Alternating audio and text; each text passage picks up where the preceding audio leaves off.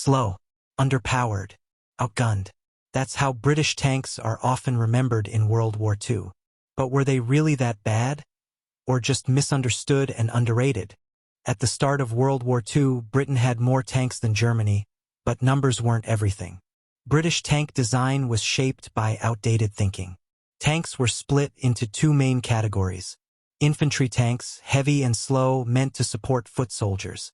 Cruiser tanks, fast but lightly armored, designed to exploit breakthroughs. While Germany focused on versatile medium tanks, such as the Panzer III and IV, Britain adhered to specialized roles. A decision that would cause major issues early in the war. In France, 1940, and North Africa, 1941–42, British tanks struggled. The Matilda II had great armor but was painfully slow and poorly armed. The Crusader was fast but had thin armor and unreliable mechanics in the desert heat. German tanks often had better radios, coordination, and doctrine. Blitzkrieg made the most of even average equipment. British crews were brave, but the tanks often let them down, not in isolation but due to poor strategy and mechanical limitations. But some were better than people think. Valentine tanks were small and underpowered, but incredibly reliable. The Soviets loved them under Lend-Lease.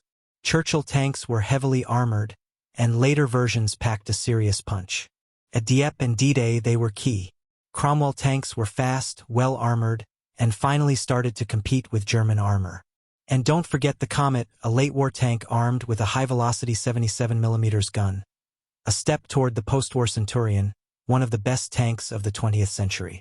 So were the tanks bad, or was it the way they were used? British tank doctrine took too long to adapt. Tank forces were split between too many types with different roles, making logistics and tactics a nightmare. Germany's tanks weren't always better, but they were used better. Radios in every vehicle, coordinated panzer divisions, and air support gave them the edge. By 1944, the British had learned to combine solid tank designs with better support and coordination.